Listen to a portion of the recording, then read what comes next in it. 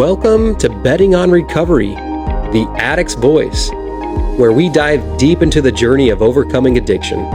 Join us as we share powerful stories, candid conversation, and expert insights that illuminate the path to recovery. Together, we'll explore the challenges, triumphs, and real-life experiences that shape our understanding of addiction and resilience. I'm your host, Blair Ball. Let's get started. Welcome back to Betting on Recovery, the Addict's Voice. I'm your host, Blair Ball, and I am still a degenerate compulsive gambler. In this episode, we talk with Nate, amazing guy that I've gotten to know over the last 10 months. He's real, he is genuine, and he is authentic. His story gets a little raw, and I did want to put out an advisory. There is a little bit of some language and talk about drug use, and so if there is any sensitive ears out there, just know I feel like this story is needed and it can change the lives of so many people out there, and I am honored to have been able to sit with Nate for a little bit and get to know more about him, what life was like while he was in his addictions, and what life has been like now in his recovery. He is a facilitator for Smart Recovery, which I have seen change his life and his outlook on everyday problems and everyday issues. He is a very, very smart, knowledgeable person and just a great overall guy. I was unable to get this recording done here in the studio, and so I just wanted to give a shout out to his partner Donald, who allowed us into his house and had a nice little setup for us to use. And without any further ado, here is my friend Nate. Tonight we are with Nate. Nate is a recovering compulsive gambler, and he is also a recovering crystal meth addict. So Nate, how are you tonight? I'm doing great. Good. Doing great. Thanks. Good, today actually is my 10-month anniversary. Nice. Clean from crystal meth. So From crystal meth. yeah.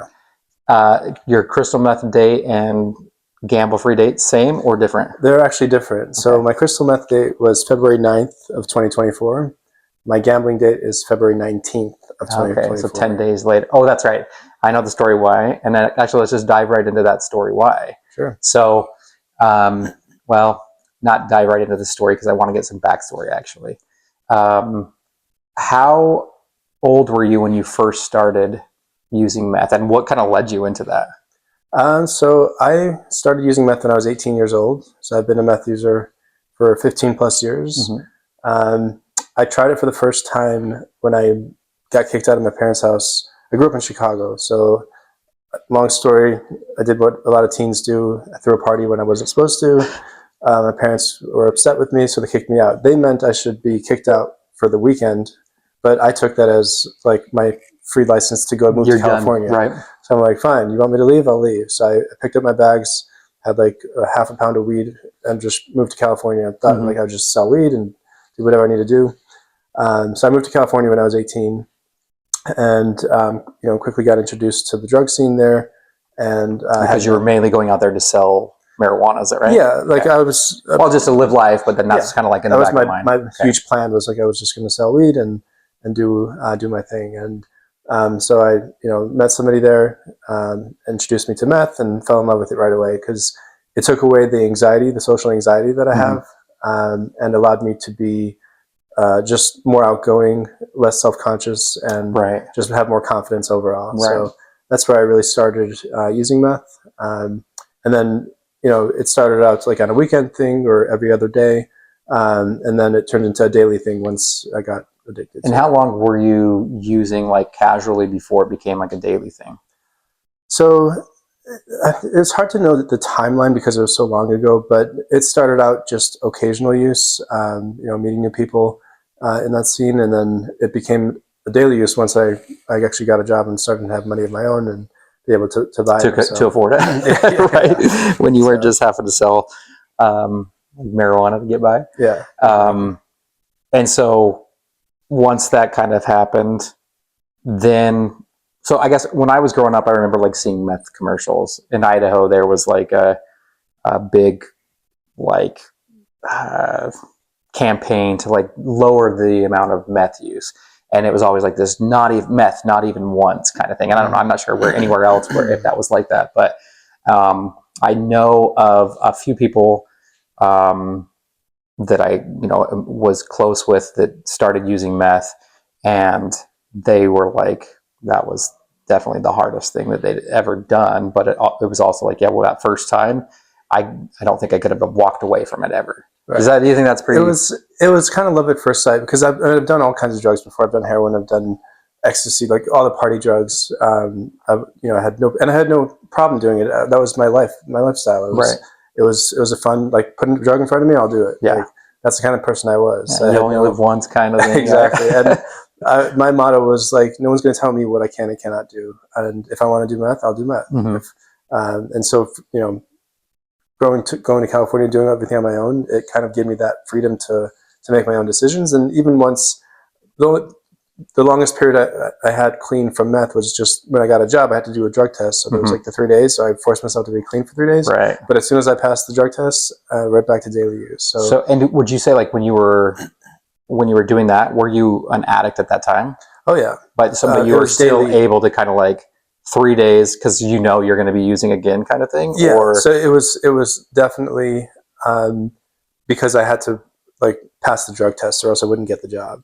And then once I got the job, I knew that there wasn't any ongoing drug testing. Gotcha. So it was, and I worked in finance, for a large bank. Right. So of course you're going to have testing and stuff. Right. Exactly. So it's, but at that point I was a daily user, and I would mostly use just to maintain my lifestyle.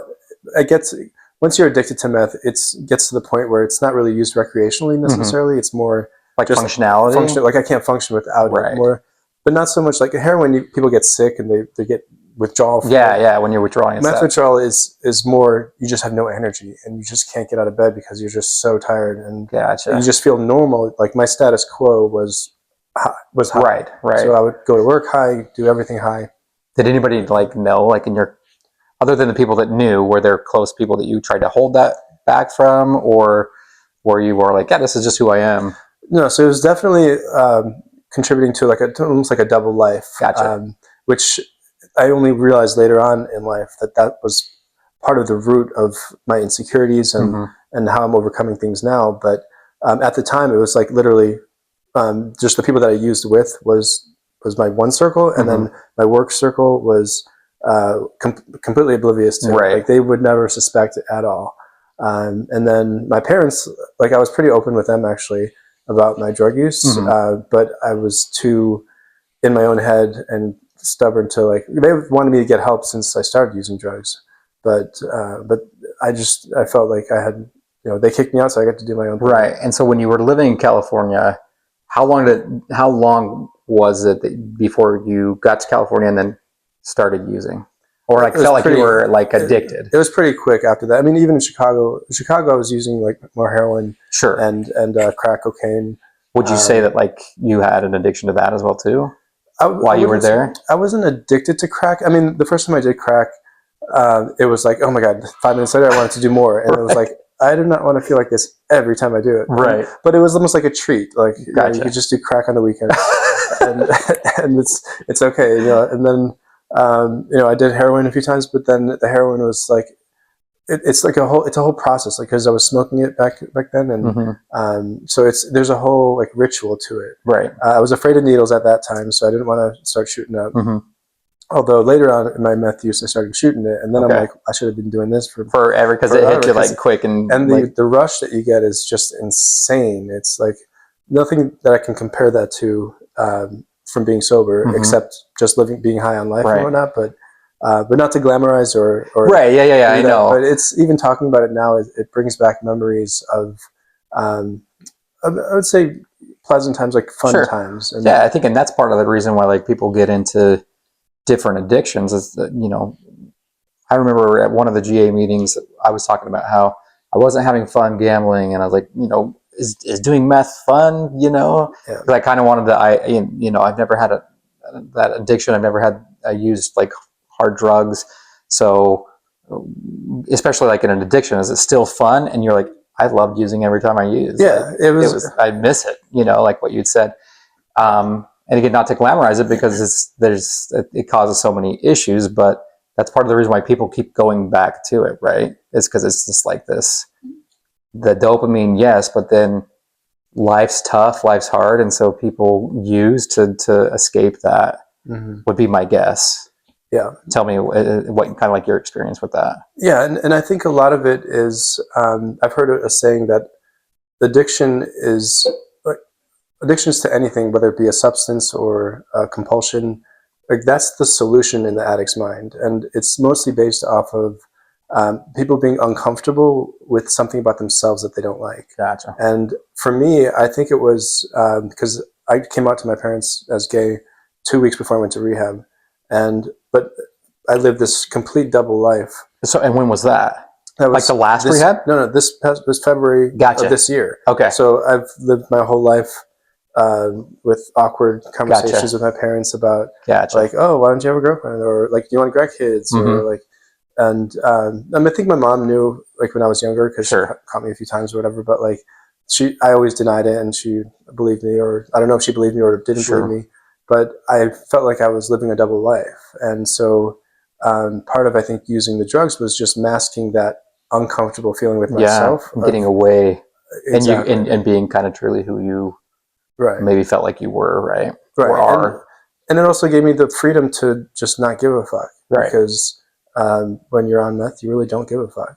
Like, right. It's like nothing else matters. Like you could be in the worst day, worst things happening to you, but you get high and you forget about it for a little bit, and it feels good. It's a physical pleasure that doesn't have a hangover to it, other than just no energy. And like you just want to do it again, and it's pretty cheap. It's pretty accessible. I was living in LA at the time. And it was just very accessible. So when you said you used for about 15 years, yeah, right?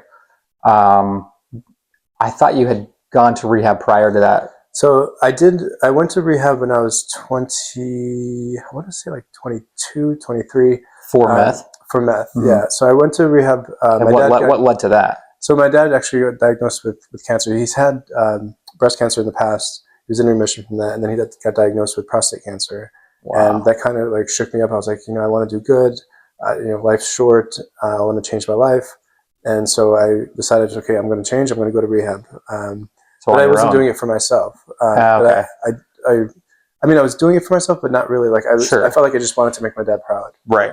So I went back to Chicago, where my parents live, checked into rehab, and then lived in a halfway house for a month after that. But then quickly relapsed and decided that, you know what, I'm really not enjoying this. So I want to get back to using. So I'm just going to move back to California and then, just use meth again. So, like I've had acquaintances with kids that have, been drug addicts, and it seems like going to rehab, we want to think like this is, once you go to rehab, you're going to be okay. But from what I have experienced with people I know, like not too many people go to rehab and then stay sober. Right. And I think even if we look at Alchemist and the gambling rehab, there's still, when we talk with Doug, there's a lot of people that have kind of still fallen back into those things. So why do you think rehab is not as successful as we want it to be? That's a good question. My personal opinion is, for me, what didn't work is kind of like the 12-step program. I'm not a fan of it simply because I'm not somebody that believes in God necessarily. Although I grew up Jewish, my family's Orthodox. They're big believers in it, and the whole following these 12 steps, a lot of it's God based. Right. And while it works for thousands and thousands of people, for me, I had a hard time connecting with that because for me, my God, if I were to believe in a God, that would require me to then believe in my parents' God and all the rules that come along with it. Sure. Especially being gay, it's like, well, how do I fit into that? So do you think like if you were to believe in God, that it couldn't be a different God than like what your parents raised you with? Or I don't know. I mean, because I went to like an all Jewish high school. Right. So that's like the familiarity. Like, so it's like, if I'm going to believe in God, that's the God that I grew up with. And that comes with all these rules that I don't want to follow. And I'm not really, I don't feel like it's for me. And I feel like it would just be like, I wouldn't be authentically myself. And so, and not that the AA or CA or whatever the anonymous programs are, they're not, they have alternatives, just substitute God for higher power or for whatever the room or, but I don't know, for me, it just didn't work because I was like, I don't need to be policed. I don't need to have a sponsor down my back. I don't need to, if I'm going to do it, I want to do it because I want to do it. I'm making that choice. And I think that's the difference between this time around from going to rehab and last time then, was now I found Smart Recovery. And Smart Recovery, I'm actually a facilitator for the program as well. Well, it's based upon, and just like we chose to be addicts, we can choose to live a different life and choose different things. So it's all about building and maintaining motivation, coping with urges, managing thoughts, feelings, and behaviors, and then living a balanced life. And so that those 4 steps are the core of what Smart Recovery is about. And because if you think about it, our thoughts create our feelings create our emotions, and then our emotions dictate our behavior. Our behaviors, And so if you want to change the way you feel, you change the way you think. And changing the way you think changes the way you feel, which then changes the way you act. I think that's like one thing with like recovery in general. The 12 steps kind of gets like, you know, I wouldn't say like a bad rap, but I know that there are people out there that are like, yeah, I want to do recovery, but I can't do the God stuff. I can't do the 12 step. And I think that what we're trying to do is let, you know, addicts and people in recovery know like 12 steps not the only option, right? And everybody's recovery is different. And, you know, I still think that like, and we've talked about this, like, even though you don't have that like belief in God, or we really haven't like dug into the higher power stuff, but specifically God, you still come to the 12-step meeting on Friday night. And I think it's because it's a special meeting that we have. I don't think it's necessarily because of the GA and the steps, but I do love how, like that meeting specifically is set up. But in general, other meetings that kind of are with that are set up as far as like the support that's there, right? Yeah, and it's mostly the community, because if you think about it too, at that point when I went to rehab the first time, the first step is like we admitted to ourselves that our life had become unmanageable. If you would ask me, I would have disagreed. My life wasn't unmanageable. I had a job, I had a career, I used meth because I liked it, enjoyed it. I didn't really care about the health ramifications of it because it's my body. I can do what I want. I don't work out. I eat junk food. You know, I do a lot of things that are not like healthy for me. But I thought there's nothing wrong with doing meth. Like I don't see anything wrong with it. So I didn't get to. And for some reason, some people that's a different story for them. There was a point in my life where my addiction did make myself unmanageable. Like I was homeless in LA. I was living on the streets. I was basically had no money, no nothing. So that if I would have went to rehab at that point and did the program, it could have spoke differently. But the time when I went to rehab, and when I got back to using again, my life was manageable. And that's why I was an addict for so long, because it didn't unravel my life. Until I got to gambling. That's when my life started to unravel. In such a short period of time. I've only been a gambler for a year and a half. And within that year and a half, I just completely destroyed my life. Like for all the years you used meth, you know, people like, which is so interesting. And I want like our audience to know that about gambling is like, you know, I think meth addicts or heroin addicts, cocaine, whatever, they get that bad rap because it's a drug, you know, and they're like, oh, that's dirty. I can't believe you're putting that in your body thing. But like somebody can use those substances for so long and, you know, kind of go like what you're doing, you know, saying like, yeah, I was homeless, but still like I felt like I had some control.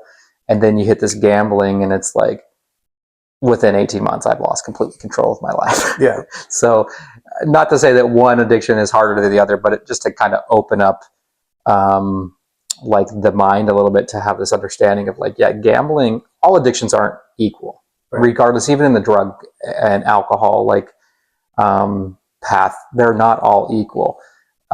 Even in like, people addicted to food, addicted to pornography, addicted to anything, right? There's differences and lots of similarities, but alcohol or gambling is like just a weird anomaly to me. Yeah, and it was came out of the blue too. Like I didn't plan on being a gambling addict. I like had an experience. I was doing a side job as mystery shopping, and one of the assignments that I got was at a casino. Okay. So I actually got my room covered there because I was doing the mystery shop, and all the money that I would win gambling had to be returned at the end because I was there to do a job, and I happened to win $500. But if you lost money, did you get any money back? I would have been reimbursed up to like a certain amount. Sure. So and I wasn't allowed to gamble for personal reasons when I was there. So it was all strictly for business, and I'm like, I won $500. I'm like, wow, this is easy. I can just do this every day. Yeah. And then quit my job and do like, this is the perfect. Selling the weeds easy. I'm gonna move to LA, and then you gamble like, I just made $500 today. Right. That's super easy, right? Easy. And then I got like hooked on just trying to study the blackjack game and just like, because there's a strategy behind it. And then I'm like, I'm smarter than this. I work in finance. I can do it. So I was, I was hooked. Like, so I started going weekends, and weekends turned into, weeknights after work. And then I started earning like, getting invited to like basketball games, to like for the VIP stuff. Yeah. Like, wow, that's pretty cool. They're treating me the best. I know, right? And then I'm somebody. That's how I felt. Like, this is kind of cool. Like, I know I've spent a lot of money, but look at how they're rewarding me. It makes me look like I'm right. Like you're qualified. You're eligible for 2 free games. I was like, hell yeah. I know, right? Yeah. And then I started losing, and like the biggest epiphany was I walked into work one day. I was like, I told my boss, I was like, yo, guess how much I won last night? Like I won like $30,000. I was like, wow, that's pretty cool. The next day I walked into work, I was like, guess how much I lost last night? Like $30,000. I'm like, what the fuck? It's like, it's just this insidious thing. It's the first, like, I tell people all the time, like meth never brought me to suicide. Like it never brought me to want to take my own life because I couldn't handle it.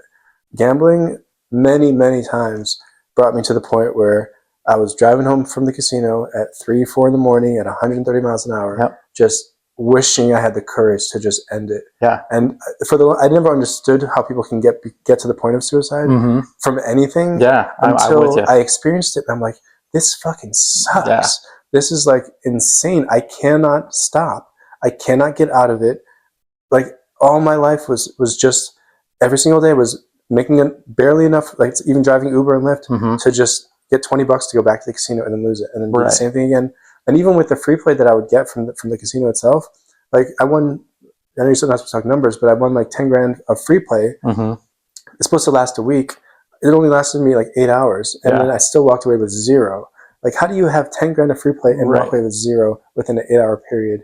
And it's like, it's not like I didn't need the money. I needed the money because I wasted all my own money. Right. I think it's the weirdest thing because, like, I mean, even with my story, like when you have those wins, you're in finance and you're really good with money and numbers. I've been good with money and statistics, and like again that same thing. Like I'm going to be one of those people that beats the odds. Like there's guys on Facebook. There's one guy, I can't remember his name. He's got tats and he's always on social media. He's like, this is how you beat the casino. I'm banned from so many casinos. I won, $50 million in one weekend. Yeah. And it's like, why can't I be that guy? All I got to do is stick to the plan, right? Or then like you have one guy at the table that doesn't hit their 16, and you're like, just take it. I know, right? And so then and then it becomes like somebody else. You lose complete control over that, and then it becomes this like, well, now I got to just win the money. Yeah. So kind of going back to like what you were talking about with suicide and being on drugs and being homeless. Never really had suicidal thoughts. No. What is it about the gambling that caused us to have those? Because I was the same thing. There were a couple nights, but one night specifically where driving home from the casino, just lost a grip of cash. I was like, I am so stupid. I cannot control this. I'm so weak. God hates me. I mean, I believe in God. And so then that's where it's like, why is he punishing me? Mm-hmm. I must be this horrible person. So, and then just feeling again like, I can't ever win it back now because I'm so far, and I don't have like the funds to get to try. When you're down $100,000, $200,000, making $20 bets, you're not going to get it back, right? Yeah. So that's kind of where I was at, and so it's like I have nothing left to do, but I've got a life insurance policy, and that will take care of my family. Mm-hmm. And same thing in the car driving 115, 120 plus. And just thinking like, I'm going to do it. And then, just kind of, for me, it was my kids. Mm-hmm. My wife wasn't at home at the time. She was in like recovery for depression and anxiety. But it was like, if I do this, my kids have no one right now. Yeah. And so that was the thing that pulled me back. What was it for you that, because I mean, some people just do it, right? Do it. What was it for you that kept you from not doing it? That's a good question. I'm trying to think back to the moment because there were a couple of times as well. I remember one time specifically, it was like I had a specific goal in mind. I had just got an email from my credit card company that if you don't make a payment by Tuesday, I think it was, then we're going to close your account because I was already behind in payments. I was like 2 months behind on my mortgage. And I was somebody that, like I said, worked in finance. Mm-hmm. I had an 800 credit score. I had money in the bank. I had investments. I had a 401k. And at this point, I've already depleted most of my 401k. I had maybe $1,000 left in it or something. So I took out like $300 from my 401k. I was like, okay, I have a plan. I'm going to go to the casino with this $300. Yeah. I'm going to win. I'm going to, pay off the mortgage, pay the credit card. I've done it before. I built it up from pennies to like collecting random tickets from the machines to make us get a spin, and like I've done it all. Right. And I'm like, okay, I have a plan. I'm going to stick to it. I'm going to do it, and everything's going to be good. And I actually did. Like when I did I got like $16,000, $17,000 from $300, and I was like, yes, I did it. I can go home. I can pay the bills. I can get this thing closed and paid off, and it's going to be good. But at the same time, I couldn't leave the casino, so I lost it all the same night. And what was it that you couldn't leave the casino? You said, is it just because you're like, I'm on this roll, why stop now? Yeah, it was like, for me, it was a physical high. Like I remember getting like W2 after W2 from because at the end of my addiction, it was mostly slots. It was occasional blackjack and baccarat when I was feeling confident, but then I got hooked on slots as well. So I'm like, I kept getting these W2s. I'm like, okay, let's just get more. Let's get more. And the only way to get more is usually when you bet big. And I was doing like $100, $200, $300 spins. I'm like, oh, this is really good. And then next thing you know, I'm like, oh, where did it all go? Right. And so I got to the point where I'm like, okay, I had one like 10 grand on the baccarat table. I'm like, I had these chips as security because you can't spend the chips in the slot machine. So I'll just cash out $1,000 chip at a time. And then it just kept like eating at it. I'm like, okay, well, I had 16. Now I only have 12. I can so I have 2 to play with, so I can go away with 10. And then 10 became 9, and 9 became 8. And I'm like, well, I already gave away half of it. Let me see if I can get half of it back. Right. And it was just these mind games I was playing with myself. And I just couldn't leave. I just couldn't leave until I cashed out every single chip and then walked away with 0. I had like 8 or 9 W2s. I'm like, what do I have to show for this except for these W2s and nothing left? And I had a plan because I needed to pay this bill. Right. I succeeded to it. And I'm like, I can't even do that. And so driving home that night, I'm like, and this wasn't the first time things like this happened. This happened to me like all the time. Like I won, 12 grand at one casino, drove to another casino and lost it. And then won 14 grand there and then lost at the other casino. And just this whole cycle. So driving home, doing that, like I just didn't have the courage to do it. Like I wanted to because I felt so hopeless. I wanted to, I couldn't like. And kind of like to get away from it too, right? Like that was part of it as well too. It was like, regardless of the money and stuff that I lost, it was that like, I'm so sick of this.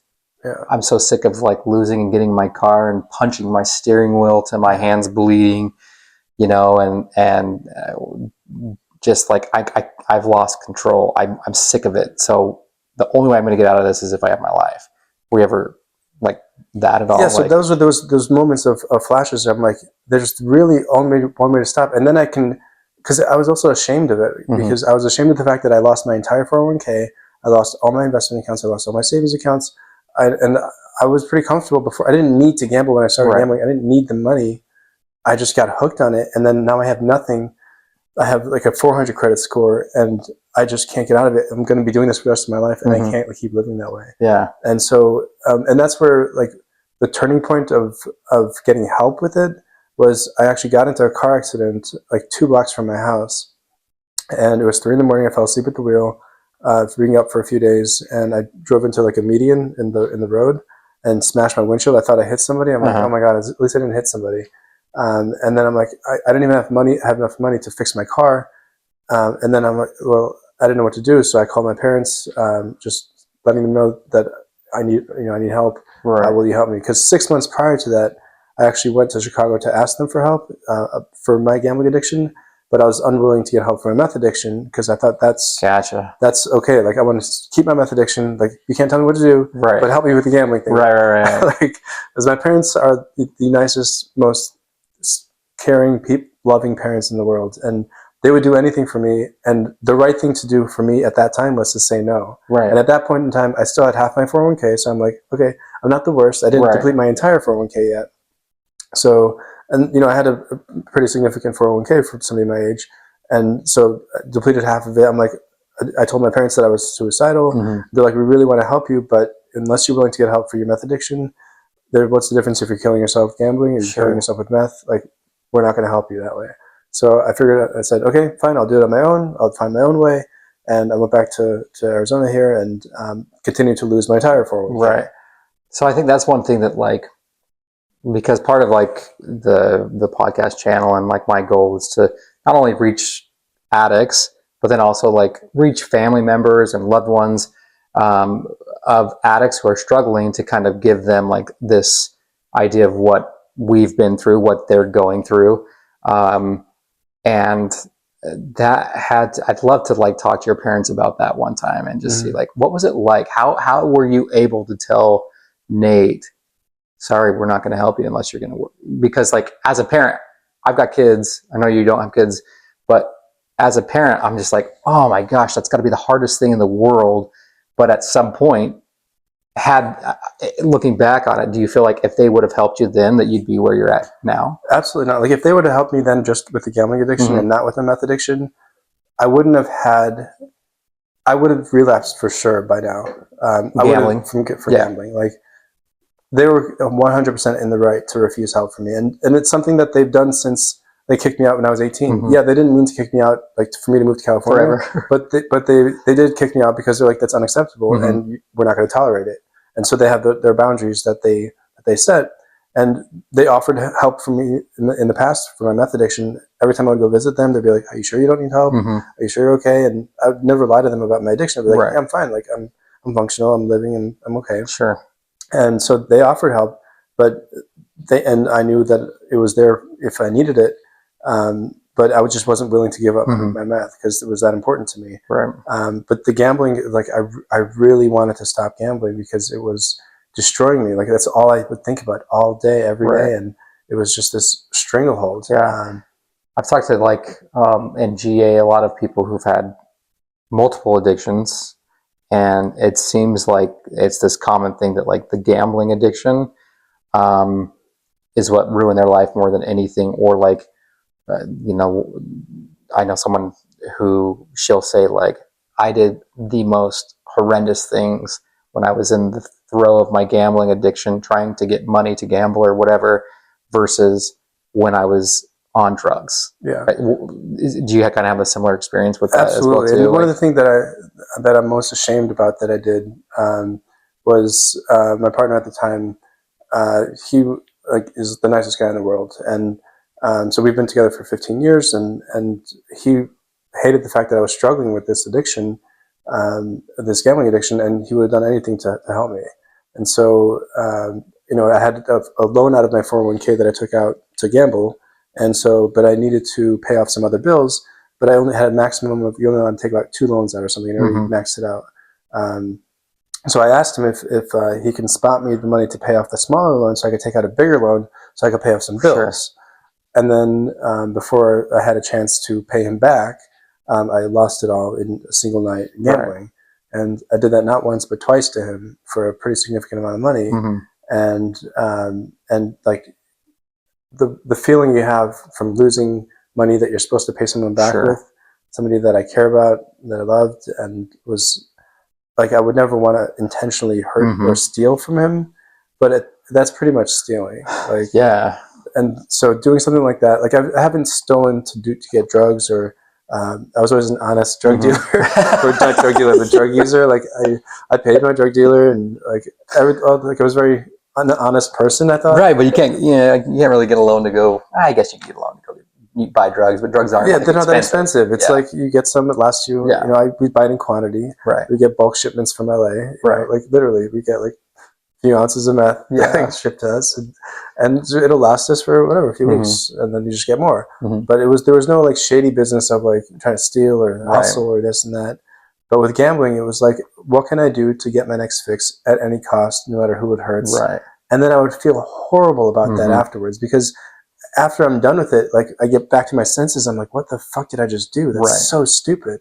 Like, why didn't I just pay him back first and then gamble the rest of it? Right. Or do something that's less like, stealing from somebody that I care about. Like those are things that are so hard for me, even to this day, to like live with the fact that I did. Yeah. And like, I plan on eventually paying him back, but I have to get to a financial position that I could. Sure.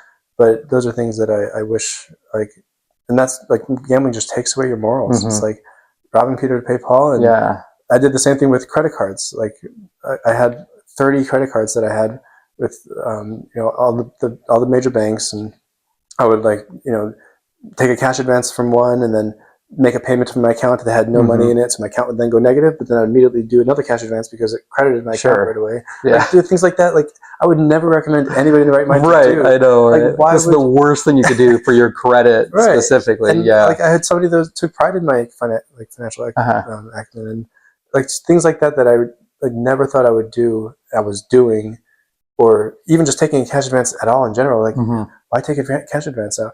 I also set up my own charity with PayPal. I'm like, and I donated to myself from PayPal. Like, good for you, man. Like, that's awesome.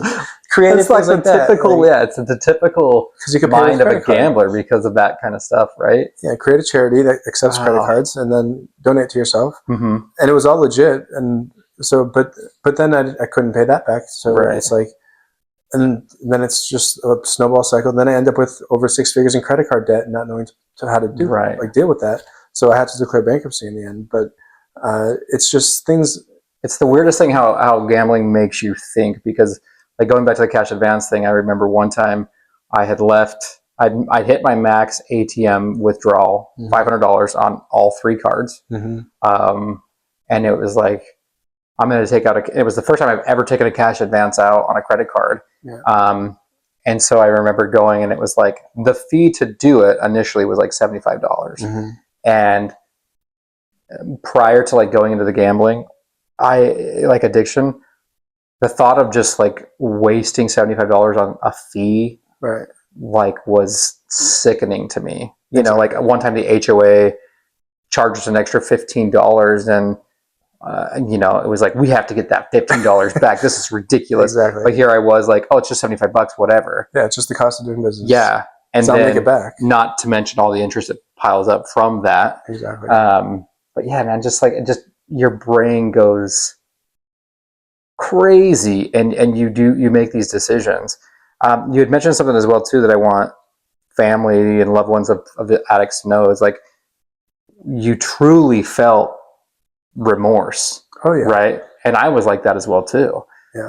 And that's part of the reason what led me to like having suicidal ideation, was I was feeling this remorse. I didn't want to do this anymore. Like, just like you were saying, like, I felt bad. Yeah. And it wasn't my intention to do it at the time. It wasn't like I was scheming, like, okay, I'm going to get him to do this, and then I'm going to take the money, and then I'm going to gamble it. And then that wasn't my intention. And so like it happened so quickly, and it was like, even the bank thought I was some fraud person because I kept taking out more money. And they're like, "What are you taking out all this money for?" And depositing cash and then withdrawing cash. And they're like, "It seems like you're structuring for anti-money laundering things." I'm like, "No, I'm just a compulsive gambler." So. Right.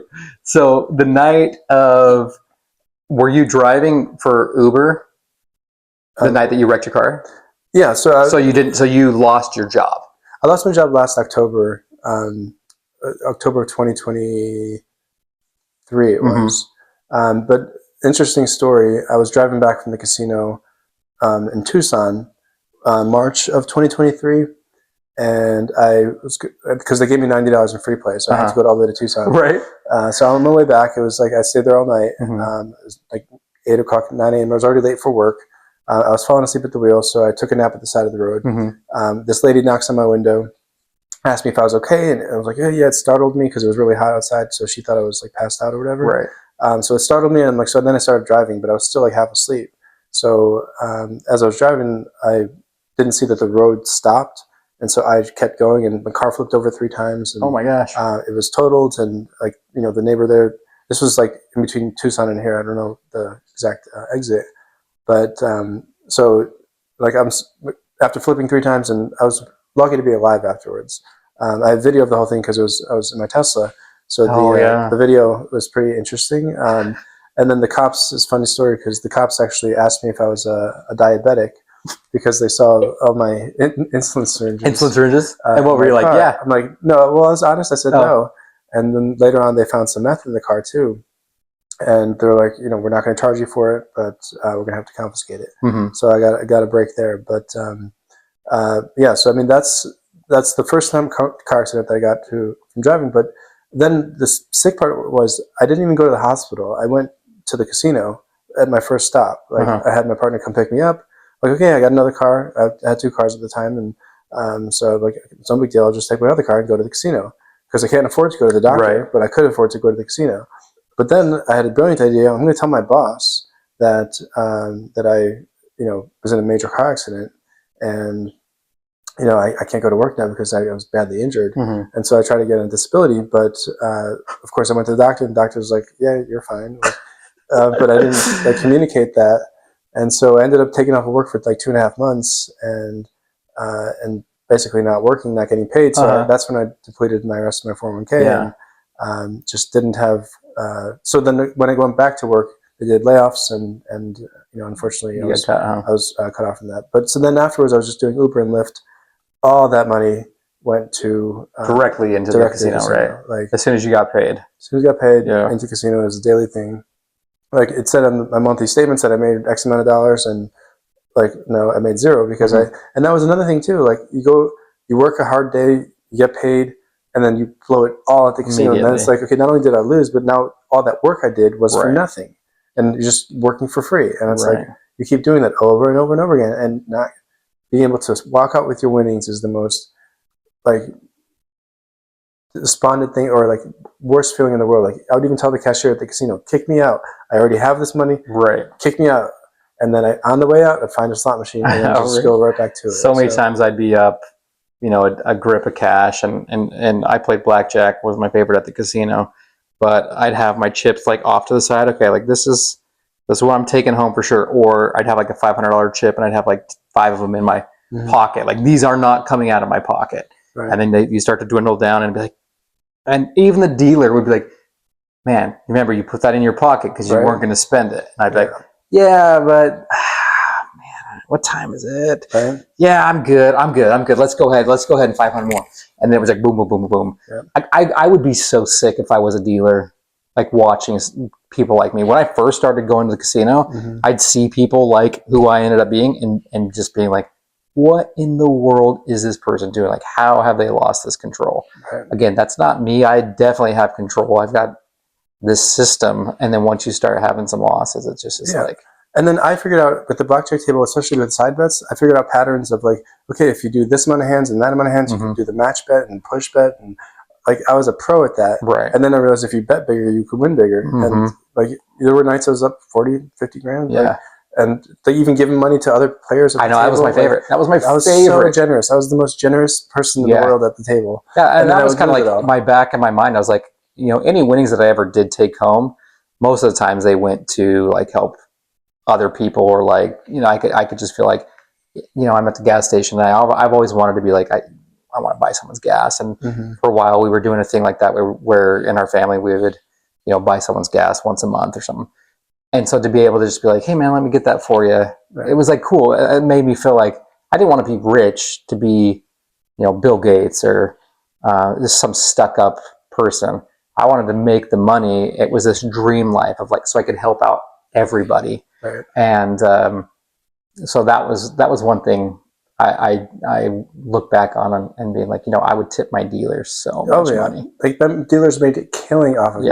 I would put $100 on the push bet for them, like so they would win 1,000 all the time. And then the weirdest thing is like in nights that I was up that much, I was also the same guy collecting the pennies that people would leave on the machines, because I would lose it all and then I would be betting hundreds of dollars and then 50 cents, 60 cents to try to win it back, like within the same night. And then I'd be a VIP member from all the casinos here, because I don't know how to do online betting or sports betting. Okay. Strictly casino. So yours is all casino bet. Yeah. Okay. So I would pretty much live at the casino. They give me rooms, and or Desert Diamond, I would get free dinner there. So I had. Yeah, that's what's crazy. I got comped dinner one time. Really? Oh my gosh! Do you always play with your player's card? Yeah, I always play with my player's card, and then like I remember one time like being so, because I'd go to the freaking casino to get the free play or your free gift, and by the time like it was coming down to like I was struggling and I was losing, I'm like, fuck this free gift. And I remember like tossing my card out the window driving home, and like the next day being like, gosh dang it, I need to get a new card. Like so stupid. Right? But yeah, I got comped basically like $50 to their food court. Oh really? Time. That's it? Oh, I lost so much money too. I milked their comps thing. That's because Desert Diamond, like you were saying. Well, right? Desert Diamond and Gila River, like I would get free steaks almost every time I go there at the steakhouse. And the VIP members at Desert Diamond, there's a special VIP lounge. They serve dinner every night. Really? So you can go, like, not part of the food court, but it's a separate lounge. Interesting. Maybe I wasn't that VIP level yet. Yeah, so I was the diamond level. Yeah, so I wasn't that. But I remember one time, like, saying to one of the dealers, like, I can't believe I can't even get a free, drink. And he's like, well, you need to go to Gila if you want free stuff. You just have to ask the right. I guess he didn't play as much as I did. No, but I also wasn't playing slots too. I know that they probably slots you get a lot more points. Yeah, a lot more points. So that's for sure. So. But that's the thing. Like they make you feel like at the casino, they make you feel like you're worth something. But deep down, I knew that I was a fraud. Yeah. Like I was broke as fuck. Like I couldn't afford food. I had to rely on them for free food. Like I had to plan my day around when I'm going to get vouchers. Like it's the weirdest thing, but yet I'm like spending money like I have unlimited funds, and like every paycheck I would get would, instead of going to bills, like my water got shut off twice. I would be not want to spend money on basic necessities like soda stream canisters or food like groceries or my phone bill. My phone got shut off a few times. My water got shut. Like these are normal things that I would never have thought that I'd be in that position. Right. Even charging my car, like I would have to go to the casino that had free chargers so that I can charge my car. Yeah. It's insane what I mean, gambling addiction, any addiction does, but so what were you going to say? Yeah, I was going to say, but I want to talk about like recovery, because that's where I'm most excited about. Sure. And so going into that then, so that night when you wrecked your car, you were driving Uber, so then it was like, well, now I don't have anything because I lost my job. Yeah. And then that's when you call mom and dad and you're like, okay, I'm ready. Yeah, I'm ready to go to inpatient. They're like, okay, you're going tomorrow. And so I'm like, well, maybe I can go on Monday because in my mind, I was thinking I can just go to the casino one last time because the insurance is going to fix my car. They're going to pay me the money first. I'll quickly do a whole thing and make a little bit before I go so I can have just one last thing. And my parents were smart and they're like, no, you're going tomorrow. We don't want you changing your mind. So this like my accident was Wednesday or Thursday. I went to rehab Friday. Luckily, they did that because insurance money came in on like Saturday or Sunday, and all that money. So they knew that they could fix your car, right? Yeah. So my parents put like the repair on the credit card, and I paid them back with the insurance money. Gotcha. And then minus the deductible, whatever it was. But that's when they said that. That's when I said I was ready for an inpatient and treatment, ready to give up meth, because otherwise I was going to kill myself. Like I couldn't. I got to the point where I just felt so like I was done. Like this caused. So even though you were using the meth, which you felt like you had control over, it wasn't affecting your life. It was to that point where like I'm willing to give up the meth now too, because I'm at my rock bottom. Yeah. Right. And the epiphany of recovery didn't really happen in rehab either, because I had a rocky experience in rehab at first, and this is what we were talking about with the story earlier. So I was fully upfront with the intake people at the Gambling Recovery Center. I went to Prescott House in Prescott, Arizona. I told them I had a meth addiction and I had gambling addiction. They're like, no problem, because they don't meth. There's nothing you can give somebody for meth withdrawals. It's just you sleep it off and you're done. And they said, no problem, you could sleep, come in and it'll be fine. So I went, and like 2 days into it, they're like, okay, we think that you'll be better off suited in our other facility that covers drug addiction, and you'll go there, and then you'll come to groups with us here at the Gambling Center. Gotcha. But that wasn't actually what happened. So they sent me over to the other place, and the other place happened to be like 2 blocks away from a real live casino. So I'm like, okay, well, and they gave me cash for spending money, because they apparently don't think that gamblers can handle cash. Right. So one Sunday morning, I just decided, you know what, I'm going to see if I can gamble without meth, because I was off meth for a week already, and I'm like, let's test it out. Yeah, if I can gamble without meth, then I just need to drop the meth, and I'm going to be all right. I'll be good. Like maybe I can walk away a winner. Yeah. So I took the $20 that I had in my pocket and walked to the casino, and find out that no, I couldn't. So that's why your date's not the same date. So that's why my recovery date for gambling is February 19th, and for meth is February 9th. Gotcha. And I don't blame them necessarily, because like literally when I got to the rehab, they're like, when's the last time you used meth? I was like, an hour ago. Like, because I did like one more shot before I went to rehab, because I'm like, why not? Yeah, last time, right? Why not? Nothing to lose. And morally, like people think that, like I didn't feel guilty for being a meth addict. I didn't feel shame about it. I'm like, this is what you like. People like eating. People like it's just, there's nothing morally wrong with doing it. Tomorrow I'm going to quit sugar. So tonight I'm eating cake and ice cream. Exactly. Same thing. Yeah. And so I have no problems. Even now doing meth, I would probably feel guilty because it would let other people down, but I don't feel like I feel like it's my choice. And that's where my mindset changed going into recovery. So into recovery, so I went to rehab. They preached the 12-step in rehab, and so that's where it brought the seed to that. But, right. And so the second time you go, again, still the 12 steps. God, was there a difference this time than last time, or was it more of just like I just got to get through the program because I got to do something? Right. So what rehab provided for me this time was just a separation of being away from the gambling. So it got me to because before I couldn't get 24 hours without gambling. I literally would go to the casino every single day for months straight, and I couldn't get 24 hours. Right. And so this had a gap of time from I was there for 45 days, I think. So it gave me 45 days of gambling free. When I got back from rehab, that's when I discovered Smart Recovery. Right. And Doug actually is the one to thank for that, because I went to the GA meeting because I was looking for something, because they said to go to meetings afterwards. I went to a few CMA, Crystal Meth Anonymous meetings, and then I went to check out a Gamblers Anonymous meeting. So I found Doug's meeting, and he said that he was taking his group to a Smart Recovery meeting the next Tuesday.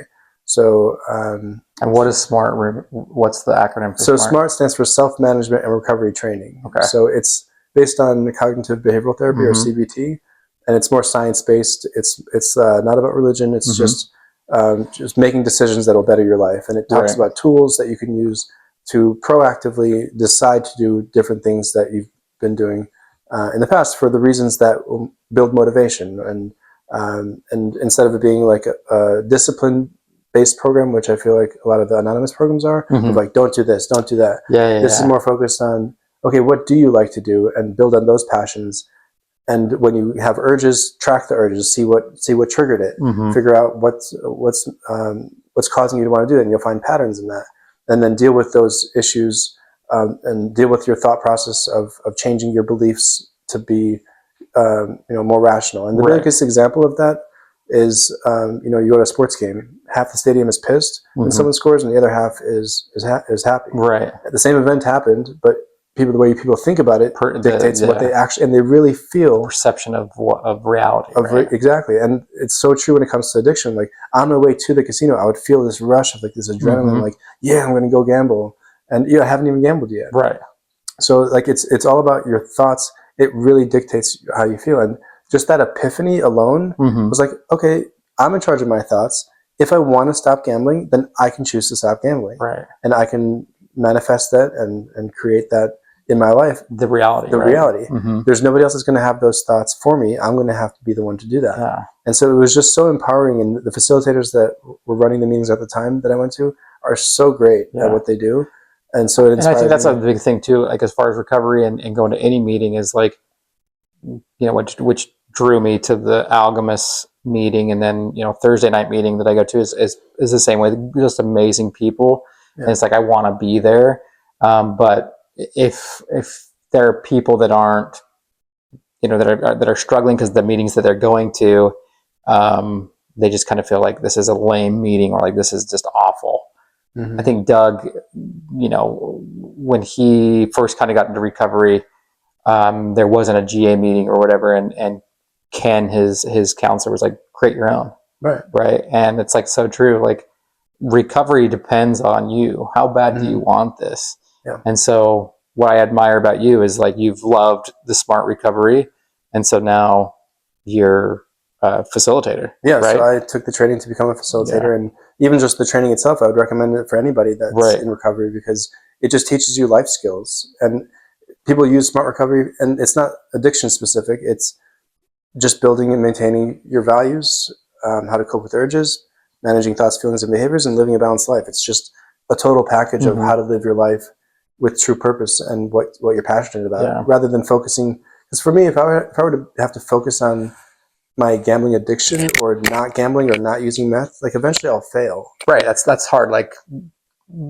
mainly because like there were those fun times and good times, right? Like to focus on like, which is why in GA we focus like a day at a time kind of thing. And I'm not sure what SMART is as far as like, do they have milestones in SMART? So there's no milestones.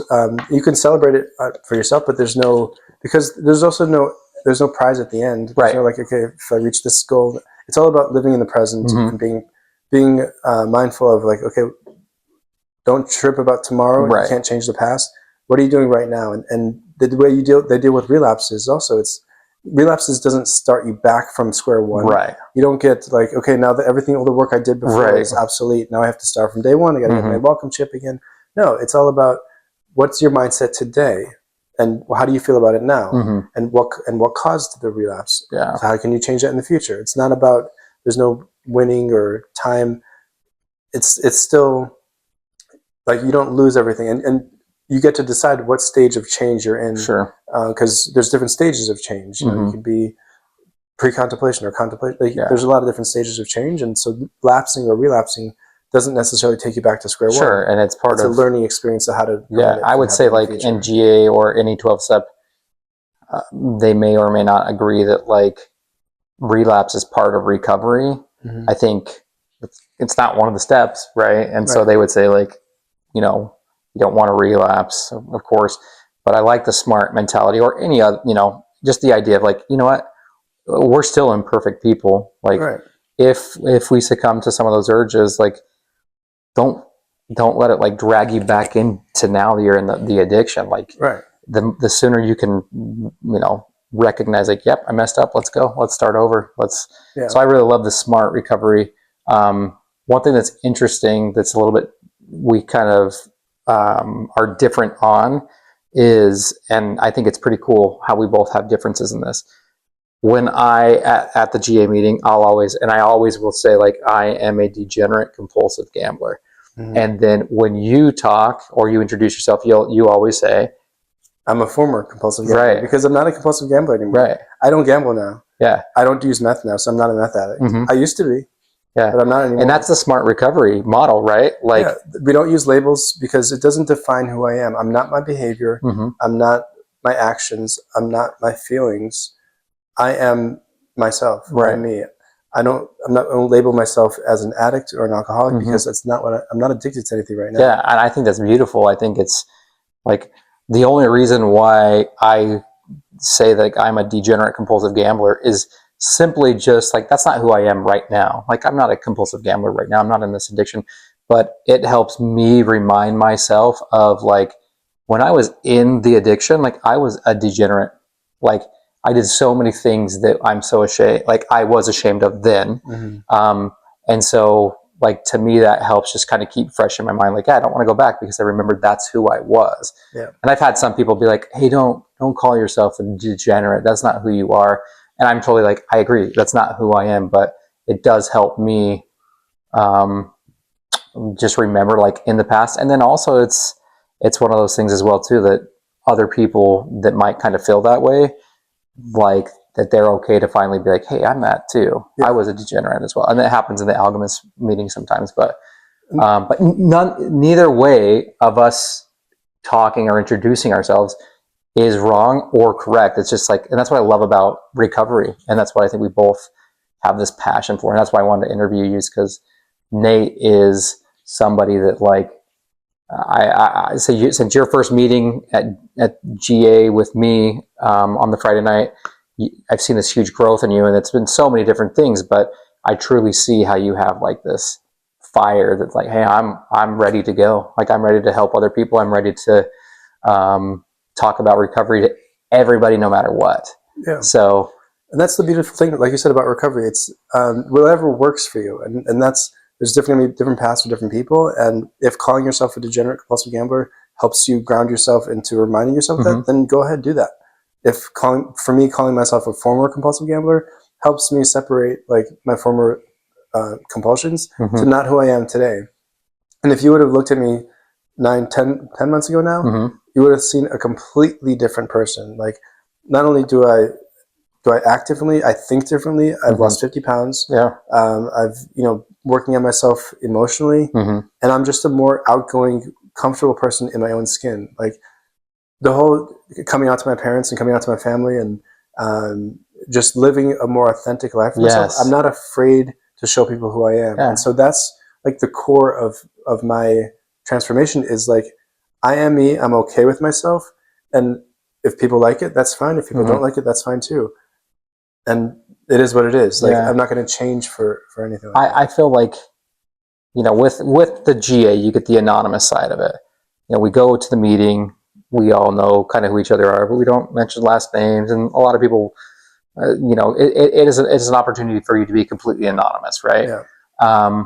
But I think that anonymity can stunt your growth and recovery because of exactly what you just said. Like, even now, like I'm not afraid to talk about this with anyone because it's me living this authentic life. And I also have like this new, outlook on life and vision of like what really truly matters to me. And so in the past, I felt not like fraudulent because I've always wanted to help people. And what I do as a nurse practitioner, I get to do that.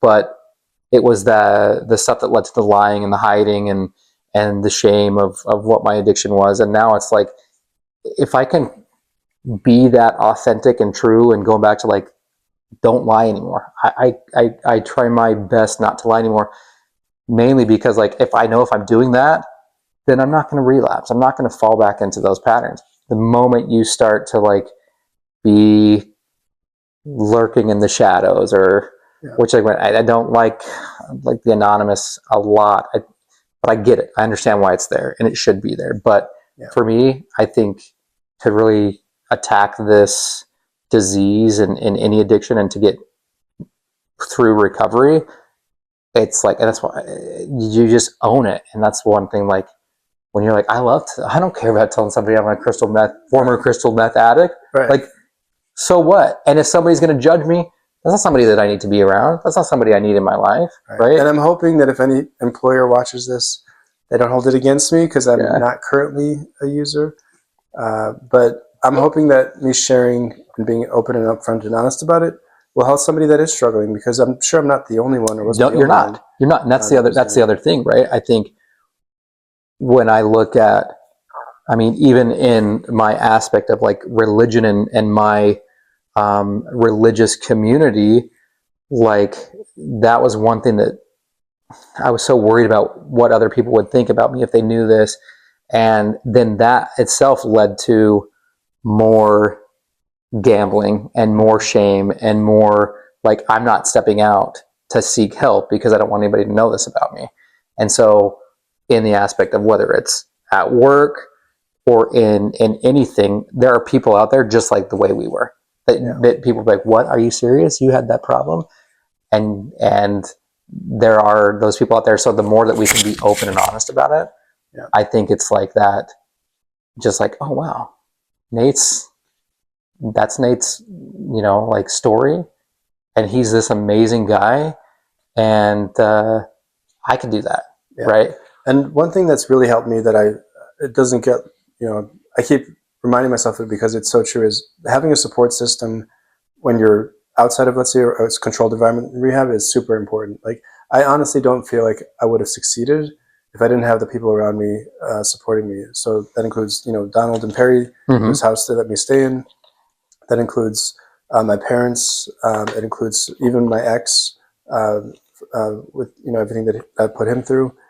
Like, having a support system is crucial, because I even think back to the times that like I had urges or wanted to use again, and they kept me accountable. Like, if I was by myself and left to my own devices, I probably wouldn't have been as successful. Right. But having those people to hold yourself accountable to, and people that are there to support you, is super, super critical. And I'm so grateful to have people like that in my life. I see with the turnover that comes through the Alchemist program, so many people that are like, and there's somebody there right now that's like, well, I want this and I really don't want to, but it's like, well, are you doing those steps? Like, are you doing the things? Like, do you truly want this? I think they do, but it's like, if we were to write a playbook of how to recover, like one of the top things is be authentic, be honest, like, and those two things right there, almost like all the other stuff just kind of then falls into place. Yeah, and don't do it alone. Yes, and that's the other thing. Yes, so you have to, and that was what I was going to say though. Other people being like, I can't do this alone, and it's like, don't. Why? Right. Why? Biggest urges come from when I'm alone and by myself. Like, those are the biggest urges, because then I'm like, oh, I wonder if I can go to the casino, or I wonder if I can get high again and get away with it. But then when I'm around people, those urges rarely ever come up. It's like, so why put yourself in situations where it's a question? And then once you get the momentum and you find reasons why not to use, besides for like, oh, I'm going to let people down. Like, I don't want to use meth now because I like the way it feels to be sober. Like, and I like the way it feels to not be gambling now. And if I were to go back to that, I wouldn't like the way it feels. Yeah.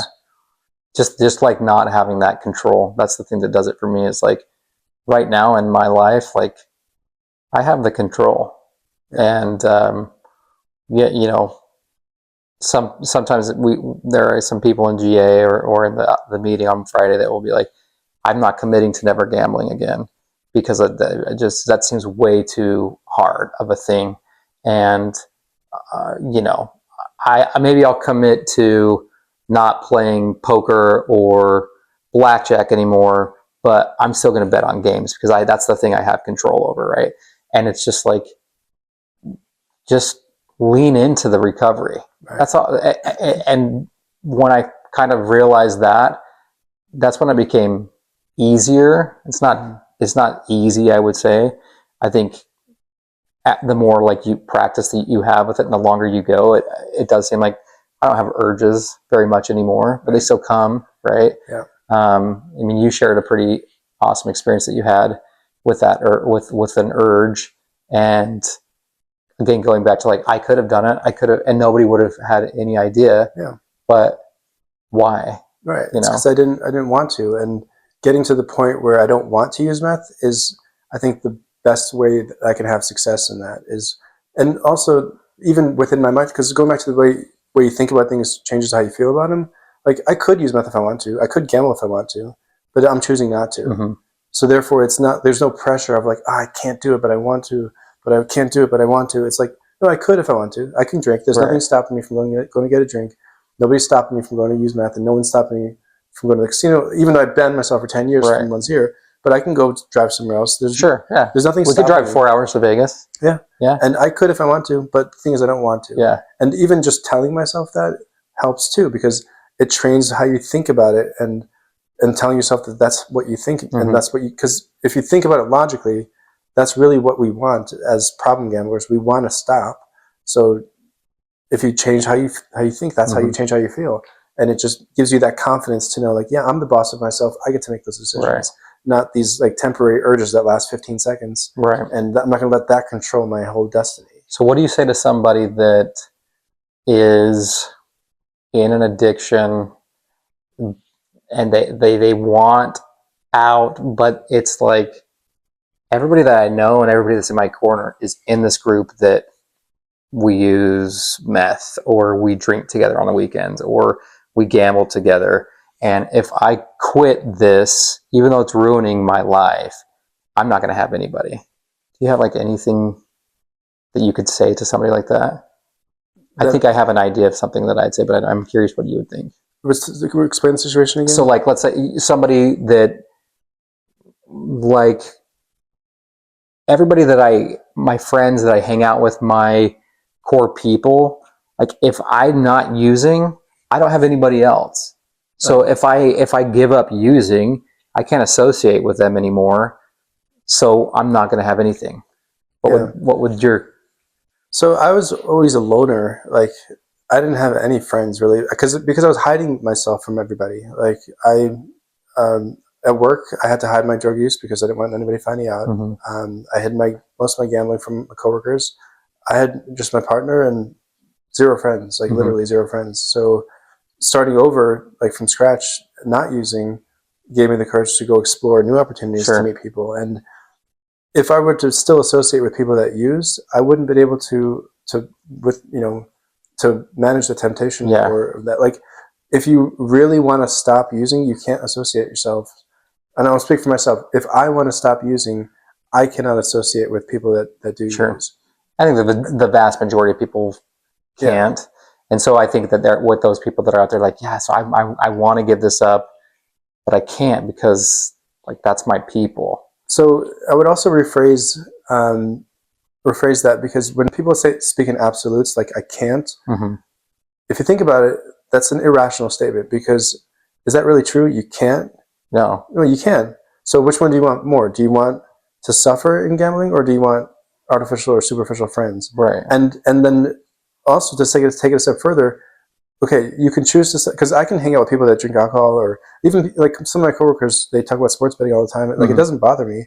I'm almost like giggling to myself, like, oh, like, that used to be, not because I didn't sports bet, but going to the casino, that used to be me, and I just kind of feel sorry for them. But I wouldn't feel like it's not my responsibility to change their lives. So I don't feel the pressure of like, I can't associate with them or anybody that does or participates in these things, because that's their life and I live my life. And so like I would also question that, to think like, can you live a life where you don't do something because it's harmful to yourself, but still allow other people to do it if it's not harmful to them? And I don't feel like it's my duty to change the world for people that don't have this problem. Like, right. Yeah. That was a thought that I'd had too. Like, I don't hate casinos. Like the online stuff, I struggle with them because I just have some issues with DraftKings, just how shady they were, like trying to get money out and different things like that. But it was just like, I don't hate the casinos because so many people go and gamble. They don't have this problem. But I would say, like, for those people that struggle with feeling like this is my people, if I leave that, I have nobody.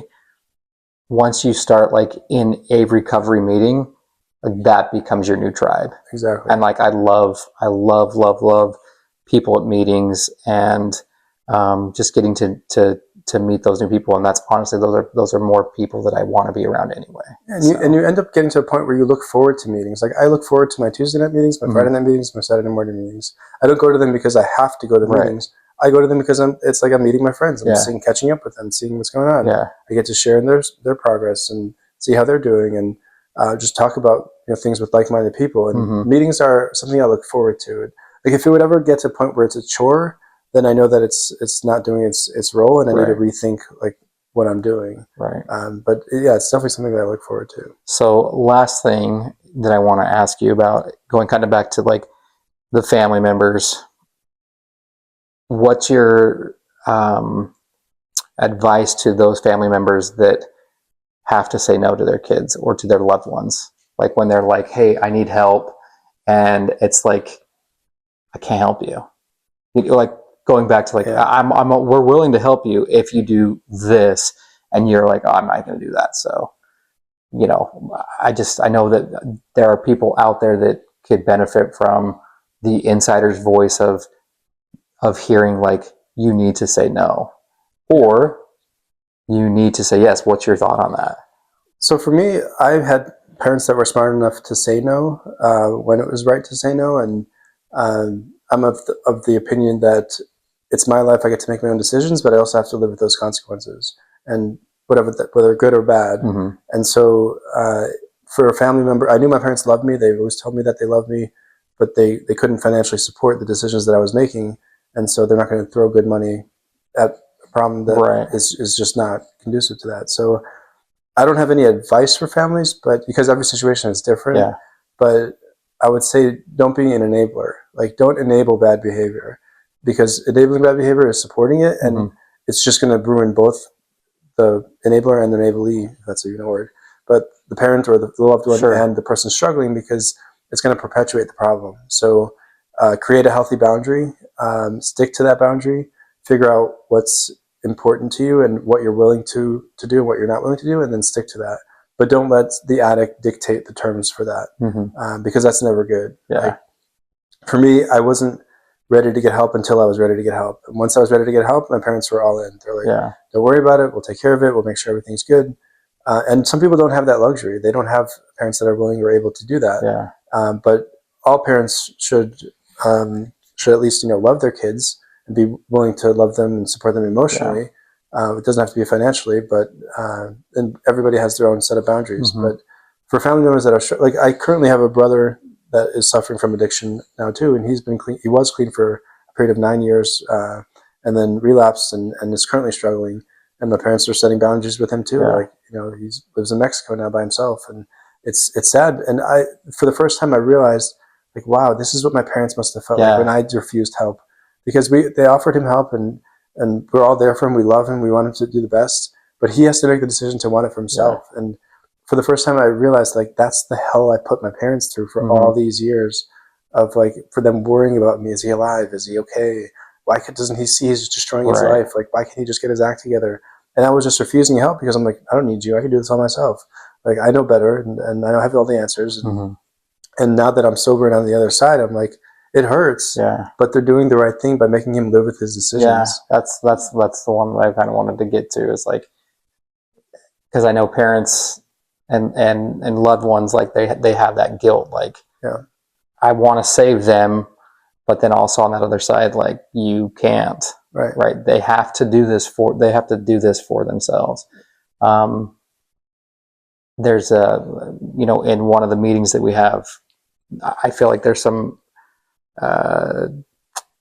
manipulation and stuff, and that we can see happening. And so as like that, you want to tell the loved one, like, you can't let them be manipulative. But then I would also say, like, that's why one thing I like about the 12-step is the family aspect of it. So for Gamblers Anonymous, there's Gam-Anon. Alcoholics Anonymous, there's Alk-Anon. Is there anything like that with STEP? Yeah, Smart Recovery. There is. There's Smart Recovery for family and friends. And it goes, but the cool part is that it's the same program, because it's all about setting what your values are, what your motivations are, and setting boundaries for yourself. And because what the loved one is usually addicted to is the codependency. So it can help with codependency. Yeah, absolutely. I haven't thought about that until you just said that. So it's really the same tools of utilizing the same strategies of of what behavior do you want to change, and changing how you think about that behavior to change how you feel about it. So it's the same core principle. So even then, like, seeking out, don't do it on your own, seek help. Yeah. Whether it's, with the 12-step or smart recovery for family and friends. It's just don't be afraid to do it on your own, I guess. Yeah. And there's resources available. For anybody that doesn't know, I had a therapist in Arizona here that was paid for by the state. So you can get free therapy for gambling. Okay. So there's definitely resources available. Smart recovery meetings are always free. You can go to smartrecovery.org. There's national meetings. There's in-person meetings as well. And I encourage anybody that's also struggling, or even not struggling, but just wants to get a better understanding, is to take the Smart Recovery Facilitator training. It's it's definitely worth it. I think it's like $80 or something to take it. It's definitely a life changer because it just gives you tools to manage things. Even like with my job, like I got a new job recently, and at first I didn't like the job. I'm like, oh, this is so hard, and I can't stand it, and it's a lot of work. And then I'm like, what? Wait a second. No, I get to have a job. If I think about it differently, I get to have a paycheck. I get to pay my bills. I get to be responsible, and it just completely changed my outlook of, okay, no, this is okay to do. Like, nobody says a job has to be fun, but I'm here to do a job, and it's all about like that mental thing, of changing the severity of like, oh, this is horrible. Like, is it really horrible? No, it's not that bad. I'm just making phone calls. Like, just lower the tempo. Right. Like, it's okay. Like, it's not the end of the world, and I'll get through it. I can survive it. And just changing that little mind game like really helps just with getting through it and making it a more pleasant experience. And all that happens just by thinking about it differently. And we have the power to do that with ourselves because we control our thoughts. So awesome. Well, thanks, man. I appreciate you taking the time to chat and discuss. And I know we could go on for freaking ever about this, but I look forward to continuing to work with you in different ways to help make a difference. And so we appreciate you. Absolutely. It was a pleasure. Thanks so much. Thanks, man. Thank you so much for joining us on this episode of Betting on Recovery. We are so grateful for all of our listeners, and we hope you all find peace in this journey and know that you are loved and that you are enough.